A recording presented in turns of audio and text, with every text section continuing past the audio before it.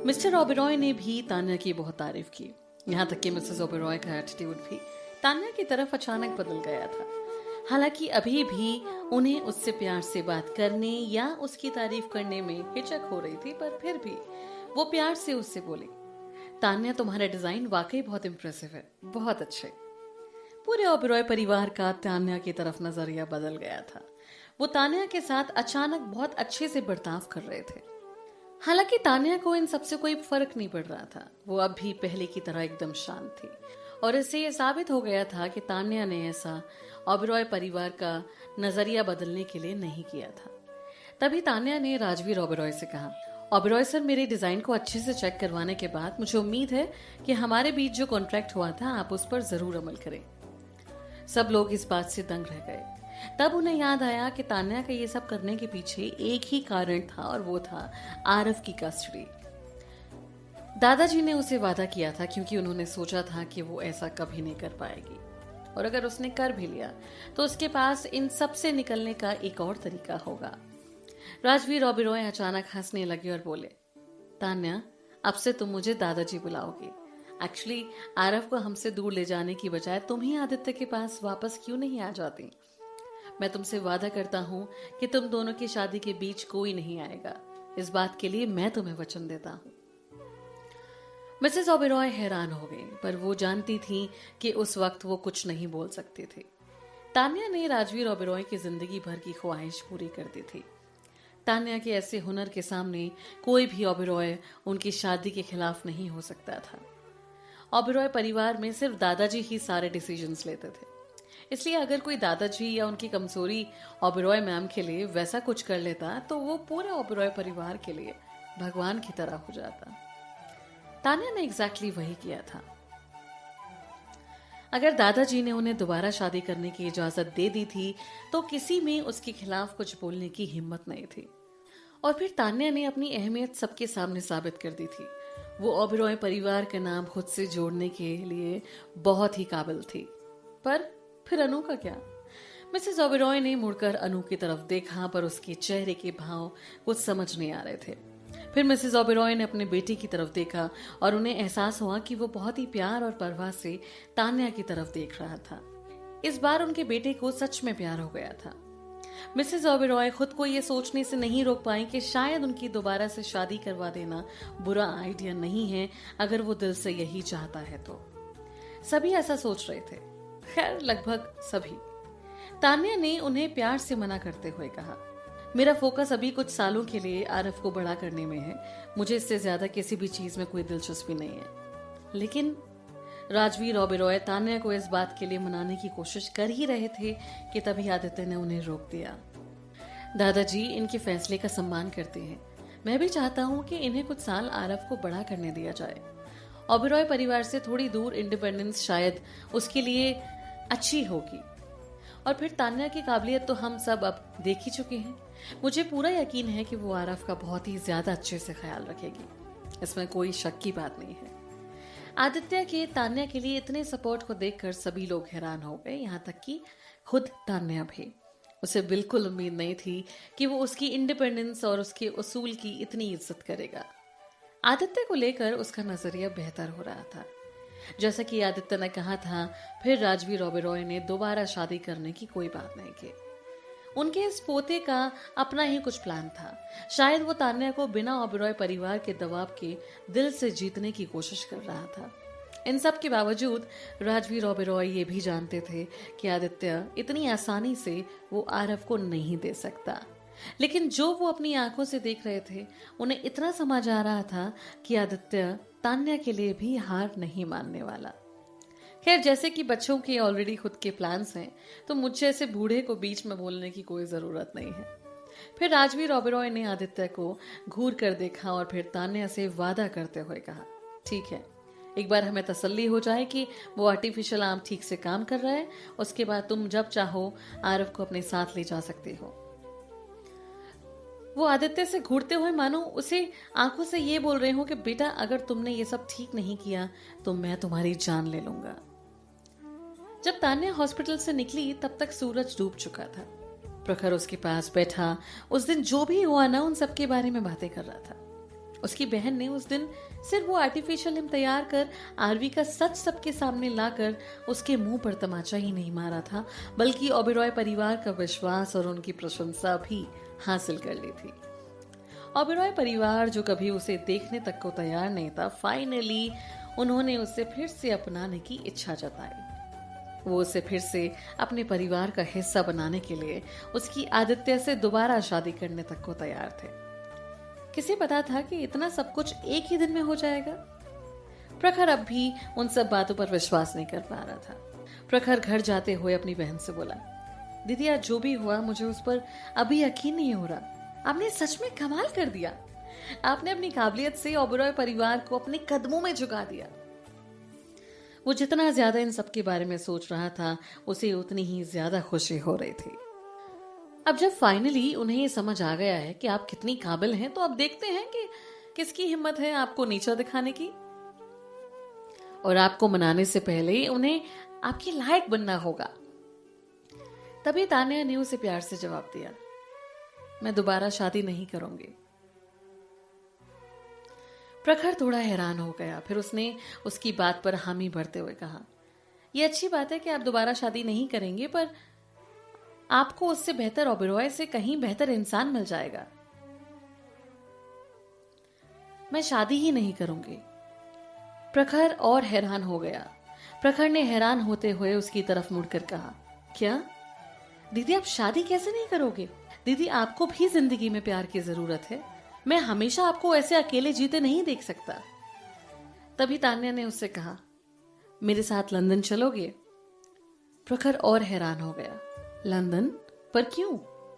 तभी तान्या ने उसे सीरियसली देखते हुए उसे समझाया, मैं कुछ साल बाहर रहकर दुनिया देखना चाहती हूँ। क्या तुम मेरे साथ आओगे? बिल्कुल, हम चाचू को भी साथ ले चलेंगे। प्रखर ने यह बात बिल्कुल नहीं छोड़ी और उससे कहा, पर लंदन क्यों? यहां से बाहर निकलने के लिए। प्रखर ने खुद उसकी बात का मतलब निकाल लिया। इंडिया में रहकर उसकी बहन ने बहुत कुछ सहा था। उसने खुद पर जानलेवा हमला, दूसरों की खुद के लिए नफरत, अपने पापा का खून होते हुए देखना, ये सब देखकर वो पूरी तरह अंदर ही अंदर हिल चुकी थी। अब तक वहां रुक कर लड़ने का उसके पास एक ही कारण था, और वो था आरव। और अब जब उसने उसे पा लिया था, तो ये कोई हैरानी वाली बात नहीं थी कि वो कहीं दूर जाकर फिर से अपनी नई जिंदगी की शुरुआत करना चाहती थी। इस जगह से शायद उन्हें अपना बुरा अतीत याद आता होगा। प्रखर ने कंफर्म करने के लिए उससे पूछा, दीदी आप इस बात को लेकर सीरियस हो? तभी तान्या ने उससे कहा, हाँ बिल्कुल, एक बार आरव मेरे पास आ जाए तो मैं लंदन चली जाऊंगी। मैंने अपना मन बना लिया है।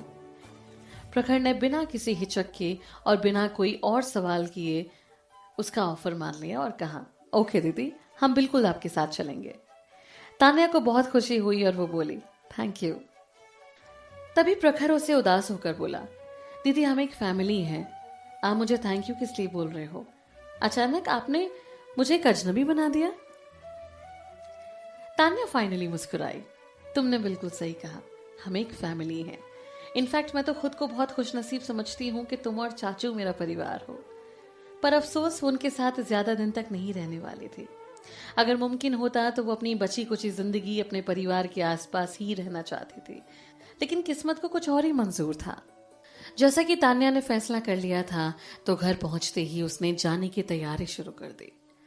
कंपनी वो सारांश के हवाले कर जाएगी। वो जिस भी दिशा में उस कंपनी को आगे बढ़ाना चाहे, चाहे जो कुछ भी हो, तान्या उसके बीच में नहीं पड़ेगी। उसके पास इतना पैसा था कि वो उस देश को छोड़कर आसानी से चली जाए, और थोड़ी सी पैकिंग के बाद ही वो जाने के लिए पूरी तरह से तैयार हो गई। जब राजेश से पूछा गया तो वो भी उसके साथ देश छोड़ने के लिए बहुत एक्साइटेड था। तान्या ने उनसे वादा लिया था कि वो इस बात को सीक्रेट ही रखेंगे, और प्रखर और राजेश उसकी ये बात मान भी गए। उसे सिर्फ इस बात का इंतजार करने की जरूरत है कि कब ओबेरॉय मैम वो आर्टिफिशियल आर्म अपने शरीर में लगवा लें, तो उसे भी आरव को ले जाने की मंजूरी मिल जाए। उसके बाद समय था वहां से जाने का। सर्जरी 3 दिन बाद होने वाली थी। तान्या वहां से जाने के लिए बेचैन थी। राजेश और प्रखर के अलावा इस बारे में कोई नहीं जानता था। बिल्कुल, आदित्य भी इस बारे में कुछ नहीं जानता था। वो नहीं जानता था कि तान्या देश छोड़कर जा रही थी। उस रात उसने उसे अगले दिन लंच पर इनवाइट करने के लिए फोन किया। जैसे ही उसने साफ मना किया तो ये जल्दी से बोला, आरव भी हमारे साथ आएगा। वो बोल रहा था कि उसे तुम्हारी बहुत याद आ रही है। आरव का नाम आते ही तान्या उसी पल मान गए। बिल्कुल, मैं आ जाऊंगी। तान्या को लगा कि उसे आरव को एक कंप्लीट फैमिली लंच देने का यही मौका है और इस मौके को खोना नहीं चाहिए। वो मरने वाली थी, इसलिए वो नहीं चाहती थी कि इस बात को लेकर आरव के मन में हमेशा एक मलाल रह जाए।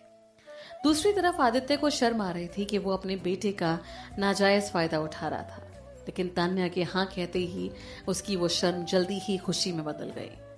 मीलों की लंबी दूरी तय करने की शुरुआत भी एक कदम से ही होती है। जब तक वो कोशिश करता रहेगा, उसे भरोसा था कि वो एक दिन तान्या को जरूर खुद से दोबारा शादी करने के लिए मना ही लेगा। आदित्य ने उसके साथ लंच डेट की बहुत तैयारी की। दूसरी तरफ तान्या को यह दिन एक नॉर्मल दिन की तरह लग रहा था। इनफैक्ट उसने तो सुबह जल्दी हॉस्पिटल जाने तक के लिए समय निकाल लिया था। डॉक्टर खुराना ने कहा था कि उन्हें उसके साथ कुछ डिस्कस करना है। तान्या को लगा जरूर आर्टिफिशियल लिम्ब से रिलेटेड कुछ होगा। एक नर्स तान्या को मीटिंग रूम में ले गई। जैसे ही वो अंदर गई, उसने देखा डॉक्टर खुराना और उनके साथ कुछ और डॉक्टर्स पहले से वहां बैठकर उसका इंतजार कर रहे थे। वो लोग उसे वहां देखकर खुश हो गए और उन्होंने बहुत अच्छे से और बहुत इज्जत से उससे बात की। तान्या ने भी बदले में उनसे बहुत इज्जत से बात की।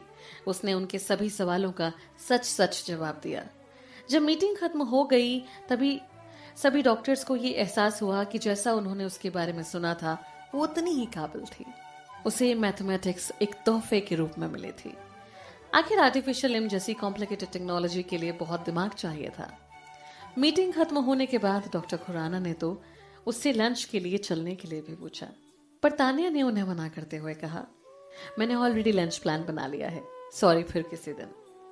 डॉक्टर खुराना ने उसे समझते हुए सर हिलाकर कहा, ठीक है, मैं तुम्हारी बात याद रखूंगा और तुम्हें फिर किसी दिन जरूर इनवाइट करूंगा। तुम जा रही हो, है ना? चलो मैं तुम्हें बाहर तक छोड़ देता हूँ। उम्मीद है कि वो फिर किसी दिन जरूर आएगा।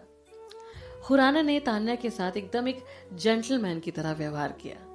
असलियत में तान्या की नजर में भी खुराना अच्छा इंसान था, क्योंकि वो सच में एक बहुत अच्छा डॉक्टर था। तान्या ने उसके बारे में बहुत सी अच्छी बातें सुनी थी कि कैसे उसने अपनी पूरी जिंदगी मेडिकल एडवांसमेंट में ही निकाल दी। वो एक बहुत अच्छा डॉक्टर होने के साथ ही एक अच्छा इंसान भी था, क्योंकि वो जरूरतमंदों का इलाज फ्री में भी करता था, जबकि वो एक इंटरनेशनल लेवल का डॉक्टर था। तान्या उसकी इस निस्वार्थ स्वभाव और उसकी इंसानियत से काफी इम्प्रेस थी। अगर उसे अपनी बदकिस्मती का डर नहीं होता तो वो जरूर वहीं रुककर उनकी मेडिकल रिसर्च में उनकी मदद करती। जब तान्या और डॉक्टर खुराना हॉस्पिटल के गेट की तरफ जा रहे थे, तभी एक औरत आकर उनसे मिली। डॉक्टर खुराना? वो एक व्हील चेयर पर सामने से आ रही थी।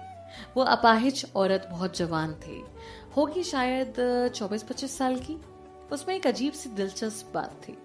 डॉक्टर खुराना ने उसे देखा और फिर हमारा थोड़ा बहुत परिचय करवाया। ये मेरी एक पेशेंट है, इनका सरनेम भी आहूजा ही है। शायद आप लोग कोई दूर के रिश्तेदार ही हो। तान्या ने उसे गौर से देखा और फिर ना में सर हिलाते हुए बोली, नहीं, मुझे नहीं लगता कि मैं इन्हें जानती हूँ। दूसरी मिस आहूजा ने मुस्कुराते हुए कहा, पर अब तो हम एक दूसरे को जान गए हैं। आपसे मिलकर अच्छा लगा मिस आहूजा। तान्या ने भी बहुत प्यार से उसे जवाब देते हुए कहा, मुझे भी बहुत खुशी हुई। पर उसके दिल में एक अजीब सा डर उठा। पता नहीं क्यों, पर उसे बिल्कुल अच्छा नहीं लग रहा था जब वो उसे ऊपर से नीचे तक देखे जा रही थी। हालांकि तान्या ने इस बात पर ज्यादा ध्यान नहीं दिया। शायद वो लड़की लोगों को ऐसे ही अजीब तरह से देखती होगी। और फिर तान्या को किसी और के मामलों में पड़ना बिल्कुल अच्छा नहीं लगता था। उसने डॉक्टर खुराना की तरफ मुड़कर कहा, अब जैसा कि आपकी पेशेंट आपका इंतजार कर रही है तो मैं जाती हूँ, फिर मिलते हैं, ठीक है, गुड बाय। तान्या मुड़कर वहां से जाने लगी और फिर उसे इस बात का एहसास हुआ कि जब तक वो पूरी तरह हॉस्पिटल से बाहर नहीं आ गई, तब तक वो दूसरी मिस आहूजा उसे पीछे से घूरे जा रही थी। जैसे ही तान्या कार में बैठी, उसे आदित्य का फोन आया। आदित्य ने बहुत धीमी आवाज में उससे पूछा, हम रेस्टोरेंट पहुंच गए हैं, तुम रास्ते में ही हो ना? बस निकल रही हूं, थोड़ी देर में वहां पहुंच जाऊंगी। आदित्य ने मुस्कुराकर फोन काटते हुए उससे कहा, ठीक है, गाड़ी ध्यान से चलाना। आरव उसके पास बैठा था, अपनी शर्ट की बो टाई को ठीक कर रहा था। छोटे से बच्चे ने एक बहुत महंगा ब्लैक कलर का सूट पहना था और अपने बालों में जेल भी लगाया था। उसके पॉलिश किए हुए जूते बहुत चमक रहे थे। वो एकदम राजकुमार की तरह लग रहा था। आदित्य उसे देखकर खुद को हंसने से रोक नहीं पा रहा था। ये उसकी लंच डेट थी। फिर कैसे उसका बेटा उससे कहीं ज्यादा तैयारी करके आया था, जैसे कि ये उसकी लंच डेट हो। वो अपने उस सूट को ठीक करने की कोशिश कर रहा था। तभी आदित्य ने आरव का मजाक उड़ाने का मौका नहीं छोड़ा और कहा, ये एक नॉर्मल सा लंच है, तुम इतना तैयार होकर क्यों आए हो और इतने नर्वस क्यों हो? आरव ने कुछ बोलने से पहले उसे टेढ़ी नजर से देखा और फिर कहा, डैड, आप ऐसा बोल रहे हो? शायद उसे पहले नहीं बताना चाहिए था कि वो तान्या के साथ लंच पर जा रहे थे। दूसरी तरफ हॉस्पिटल में तान्या के साथ एक बहुत बड़ी प्रॉब्लम हो गई थी। उसकी कार का टायर पंक्चर हो गया था। पहले ये कार बिल्कुल ठीक थी क्योंकि वो उसी से ही हॉस्पिटल आई थी। ये कोई इत्तेफाक नहीं हो सकता, जरूर ये किसी ने जानबूझकर किया है। तान्या ने सोचा वो इस बात के बारे में बाद में पता लगा लेगी। वो अपने बेटे के साथ लंच मिस नहीं कर सकती थी, इसलिए उसने जल्दी से एक कैब बुक कर ली। जैसे ही वो कैब में बैठी, किसी ने पीछे से उसका हाथ खींचा और उसे अपनी गर्दन पर कुछ अजीब सा महसूस हुआ। वो टैक्सी उसी वक्त शहर से बाहर निकल गई और एक अनजान और सुनसान एरिया में आ गई। तान्या की आंखों पर एक पट्टी बंधी थी और किसी ने एक बार के लिए भी उसकी गर्दन नहीं छोड़ी थी। उसने पूरे रास्ते एक बार भी खुद को छुड़ाने की कोशिश नहीं की। 2 किडनैपर्स उसकी इस बात से बेहद खुश थे। फाइनली कार एक पुरानी वर्कशॉप पर आकर रुकी। तान्या को घसीटते हुए कार के बाहर निकाला गया और फिर उसे उस बिल्डिंग के अंदर ले गए। जैसे उसे गंदी जमीन पर धड़ाम फेंका गया। उसने अपने पीछे जोर की आवाज सुनी। तान्या ने अपनी आंखों से वो पट्टी हटाई और उसे एहसास हुआ कि किडनैपर्स ने दरवाजा बंद कर दिया था। वो उसे खोलने लग गई, पर वो हिल तक नहीं रहा था। दरवाजा बाहर से बंद किया गया था। तान्या बहुत शांति से उन 2 किडनैपर से सवाल पूछने लगी जो दरवाजे के दूसरी तरफ थे। उसकी आवाज में बिल्कुल डर नहीं था। तुम कौन हो? तुम्हें ऐसा करने के लिए किसने कहा? तभी एक आदमी चिल्लाते हुए बोला, कोई जिस पर तुम्हारा कर्ज बाकी था। कर्ज? हाँ, कर्ज। तुम खुद जानती हो कि तुमने क्या गलत किया है, तो इसलिए तुम्हें उसका कर्ज चुकाने हम आज यहाँ लाए हैं। तान्या ने बहुत विश्वास के साथ उससे कहा, उसका? उसका किसका? मैंने बहुत सारे लोगों के साथ गलत किया है, तुम्हें साफ साफ बताना होगा। जैसा कि मौत अपनी कहानी नहीं सुनाया करती, तो तुम्हें कुछ बताना नुकसानदायक नहीं होगा। वो हमारे भाई है ना, आशीष गुप्ता। तुमने उन पर गलत इल्जाम लगाकर उन्हें जेल भिजवा दिया, तो उनकी तरफ से हम उस बात का बदला लेंगे। तान्या उनसे बहस करने लगी, तो तुम आशीष गुप्ता के आदमी हो? नामुमकिन। उसके पास तुम्हें देने के लिए कुछ नहीं है, और जैसा कि आपने कहा, वो पहले से ही जेल में है। दूसरा आदमी भड़कते हुए बोला, घटिया औरत, हम बस अपने भाई का बदला लेना चाहते हैं क्योंकि हम उससे बहुत प्यार करते हैं, और वैसे भी तुम्हारा आज इस दुनिया में आखिरी दिन है। सोचो हम तुम्हें कैसे मारने वाले हैं। तान्या ने उन्हें जवाब देने से पहले अपने आसपास अच्छी तरह से देखा। मेरे पास गेम खेलने के लिए कोई वक्त नहीं है, पर मैं तुम्हें ये विश्वास जरूर दिला सकती हूँ कि अगर तुमने मुझे आज नहीं मारा तो कल तुम लोगों का आखिरी दिन होगा। इसका मुंह कुछ ज्यादा ही खुल रहा है, पर तुम चिंता मत करना, हम इस बात का पूरा ध्यान रखेंगे कि तुम्हारी मौत बहुत खतरनाक हो। उसे डराने के बाद वो 2 आदमी वहां से चले गए। तभी तान्या का फोन बजा। पूरे रास्ते किडनैपर्स ने उसके साथ कुछ भी नहीं किया, यहाँ तक कि उसका फोन भी उससे नहीं छीना। या तो वो बहुत ही ज्यादा बेवकूफ थे या फिर उनका कुछ और ही इरादा था। वो 2 आदमी बिल्कुल किडनैपर्स की तरह नहीं लग रहे थे। वो किडनैपिंग में बहुत ही कच्चे थे। तान्या खांसने लगी और फिर उसने फोन उठाया। फोन आदित्य ने किया था। उसकी आखिरी कॉल को आधा घंटा हो गया था और उसे चिंता हो रही थी क्योंकि तान्या अब तक नहीं पहुंची थी।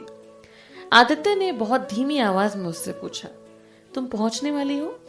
बहुत ज्यादा ट्रैफिक है क्या? तान्या ने उसे सीधे सीधे कहा, मैं किडनैप हो गई थी। आदित्य ने रेस्टोरेंट में चिल्लाने से खुद को रोकने की कोशिश करते हुए उससे पूछा, क्या? अब तुम कहाँ हो?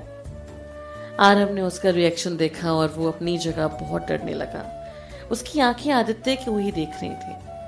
तान्या ने शांति से उसे सारी बात बताई। मैं शहर से बाहर किसी पुराने स्टील की गोदाम में हूँ।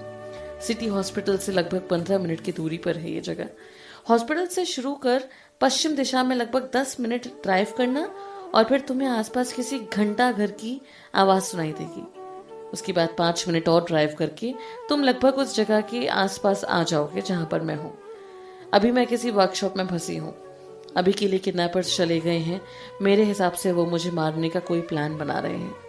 आदित्य अपनी कुर्सी से उठकर किडनैपर्स को कोसने लगा। उसका गुस्सा उसके सर पर चढ़ चुका था और उसकी आंखें किसी का खून करने के लिए चमक रही थी। गुस्सा उसके उस वक्त के इमोशंस को बयां करने के लिए बहुत ही छोटा शब्द था। कोई तान्या को जान से मार देना चाहता था। इसके अलावा वो तान्या से भी बहुत गुस्सा था। वो ऐसे वक्त में इतनी शांत कैसे हो सकती थी? क्या उसे खुद की थोड़ी सी भी चिंता नहीं थी?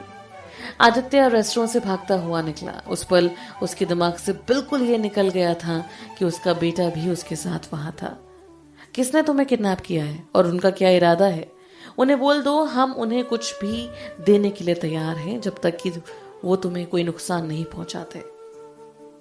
तान्या उस खाली वर्कशॉप को और ध्यान से देखने लगी और फिर उसने उसे जवाब दिया, उनका इरादा मुझे जान से मारने का है। उन्होंने कहा है कि वो आशीष गुप्ता के आदमी हैं। इससे पहले कि तान्या अपनी बात खत्म करती, दरवाजा जोर से खुला और 2 परछाइयां अंदर आती हुए दिखाई दी। उनमें से एक तान्या पर जोर से भौंका और उस पर लपका। तान्या घबराकर वहां से कूदी और फोन उसके हाथ से गिर गया। वो सच में मौत के मुंह से बचकर निकली थी। 1 सेकंड की देरी भी उसकी जान ले सकती थी। उनसे बचकर निकलने के बाद तान्या ने रुककर सांस भी नहीं ली।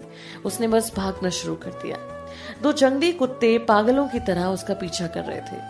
वर्कशॉप का दरवाजा फिर से बंद हुआ और उसके बाहर खड़े होकर वो किडनैपर्स जोर जोर से हंसने लगे। घटिया औरत, एक मजे की बात बताऊं, इन दोनों ने 1 हफ्ते से कुछ नहीं खाया है, इसलिए मुझे तो पूरा यकीन है कि ये तुम्हें मारकर खाने का बिल्कुल इंतजार नहीं करेंगे। तुम कितनी किस्मत वाली हो जो खुद को जिंदा इन कुत्तों के द्वारा खाते हुए अपनी आंखों से देखोगी। तान्या बिल्कुल नहीं घबराई और जल्दी से ग्राइल, जो जमीन से 2 मीटर ऊपर थी, उसे पकड़कर एक दीवार पर चढ़ गई। हालांकि उसी वक्त एक कुत्ते ने झपट्टा मारकर तान्या की सलवार अपने दांतों से पकड़ ली। तान्या ने अपनी लात से उसके सर पर मारते हुए कहा, हटो हटो, छोड़ो मुझे। और जैसे ही उस कुत्ते ने अपनी पकड़ ढीली की, तान्या फट से ऊपर चढ़ गई। उसका शरीर सिर्फ उसके हाथों के सहारे दीवार से लटक रहा था और 2 जंगली कुत्ते उस पर लगातार कूदने की कोशिश कर रहे थे ताकि वो उसके पैरों को खा सके। तान्या के दोनों पैर उस ग्राइल पर थे जो दीवार से एकदम सटी हुई थी, जिसकी वजह से उसे वहां पैर रखने की ज्यादा जगह नहीं मिल पा रही थी। ज्यादा देर ऐसे नहीं चल सकता था क्योंकि तान्या की अपर बॉडी में इतनी ताकत नहीं थी और वहां उस कमरे में धूल मिट्टी के अलावा कुछ भी नहीं था। उसे सहारे के लिए कुछ नजर नहीं आ रहा था। अगर आदित्य फुल स्पीड में भी गाड़ी चलाता तब भी उसे वहां पहुंचने के लिए 10-15 मिनट तो लगते ही। वो इतनी देर वैसे नहीं लटक सकती थी। उसके नीचे वो जंगली कुत्ते बहुत पागल हो रहे थे। कई बार वो तान्या की एड़ी को छू कर निकल गए। उनकी नजर में तान्या बस एक स्वादिष्ट मांस का टुकड़ा थी जो उन्हें चिढ़ा रहा था। वो जानती थी अगर एक बार उन्होंने उसे काट लिया तो वो उसे घसीट कर नीचे उतार लेंगे और शायद वहीं उसका अंत होगा। वो थोड़ा बहुत कराटे जानती थी, पर उसे शक था कि इससे वो उन बड़े जंगली कुत्तों को शांत नहीं कर पाएगी। तान्या ने कस के अपने दांतों को पीसा और जोर जोर से ग्राइल के पीछे खिड़की के कांच पे लात मारी, जिससे जोर की आवाज आई। अचानक उस तेज आवाज से कुत्ते डर गए और कुछ कदम अपने आप पीछे चले गए। तान्या ने इस मौके का फायदा उठाया और एक कांच का टुकड़ा हाथ में लेकर नीचे कूद गई। जैसे ही नीचे उतरी, दोनों जंगली कुत्ते उस पर भौंकने लगे। तान्या पीछे नहीं हटी। एक कुत्ता उसकी गर्दन पर हमला करने के लिए तैयार ही था कि तान्या ने उसकी आंख में वो कांच मार दिया। मरने जैसी हालत में वो कुत्ता नीचे गिर गया और पागलों की तरह जमीन पर लौटने लगा। तान्या के पास दूसरे कुत्ते से लड़ने का वक्त नहीं था जिसने आसानी से उसके पैर के मांस को खा लिया। तान्या ने किसी तरह अपना दूसरा पैर उठाकर उसके सर पर दे मारा। वो जाकर दूर गिरा, पर तान्या के पैर का मांस उसके मुंह में था और लगभग एक ही सेकंड में तान्या की सलवार पूरी खून से भर गई। हालांकि हालत की वजह से उसे दर्द का बिल्कुल एहसास नहीं था। उसने जमीन से कांच का दूसरा टुकड़ा उठाया और जमीन पर घायल पड़े पहले कुत्ते को दे मारा। वो कांच का टुकड़ा सीधे उसकी आंख में जा लगा। तान्या ने अपना पूरा जोर लगाकर उस कांच से उसकी आंख फोड़ डाली और फिर जब उसने वो कांच का टुकड़ा खींच कर निकाला तो वो हवा में उड़ता हुआ दूर जाकर गिरा और आखिरी सांस लेते हुए तड़पने लगा। तान्या को एहसास हो गया था कि वो पूरी तरह अंधा हो चुका है और बस अपनी आखिरी सांसें ही गिन रहा था। दूसरा कुत्ता उसकी इस हमले से पूरी तरह हिल गया और थोड़ी दूर खड़े होकर ही उस पर घुर्रा रहा था, पर उसके पास आने से हिचकिचा रहा था। पहले कुत्ते से लड़ने के बाद तान्या का शरीर बहुत कमजोर हो गया था। उसके शरीर पर भी बहुत से घाव हो चुके थे। हालांकि फिर भी वो किसी तरह शांति से खड़ी हुई। एक खून से लथपथ कांच का टुकड़ा उसके हाथ में था। वो खून में कुत्ते के साथ उसका खून भी मिला हुआ था और उस खून की स्मेल ने कुत्ते को और एक्साइट कर दिया। लेकिन वो बिना देखे तान्या पर हमला करने से अब भी डर रहा था और बजाय इसके वो मौके का इंतजार करते हुए तान्या के चारों ओर चक्कर लगाने लगा। जैसे वो जंगली कुत्ता तान्या के चारों ओर चक्कर लगा रहा था, तान्या भी उसी की तरह गोल गोल घूम रही थी ताकि उसे आगे पीछे कहीं से भी हमला करने का मौका ना मिले। हालांकि इतना खून बह जाने की वजह से वो कुत्ते की स्पीड को मैच नहीं कर सकी और उन सब में उस कुत्ते ने एक मौका ढूंढ ही लिया और तान्या के हाथ पर झपट्टा मार दिया। जिस हाथ में वो कांच का टुकड़ा था, उसकी ताकत की वजह से उसके पैर पर भी लग गई। फाइनली फिर से मांस का स्वाद चखने के बाद चाहे तान्या कितनी भी कोशिश कर ले, वो तान्या को नहीं छोड़ने वाला था। उसी पल तान्या अपने उल्टे हाथ से कांच का कोई टुकड़ा जमीन पर ढूंढने लगी और फिर उसकी उंगलियां फाइनली एक टुकड़े पर पड़ी, जिससे उसके उस हाथ से भी खून निकलने लगा और उस दर्द की वजह से उसने जोर जोर से उस पर वार कर दिया। उसने अपनी पूरी ताकत से उस कांच के टुकड़े से कुत्ते की गर्दन पर वार किया। भाड़ में जाओ। हालांकि कुत्ता ढीठ था, उसकी गर्दन पर जोर से लगी थी, पर फिर भी उसने उसके हाथ से अपनी पकड़ ढीली नहीं की। कुत्ता जानता था कि जैसे ही उसने ऐसा किया उसकी मौत निश्चित है। वो इतनी आसानी से हार नहीं मानने वाला था।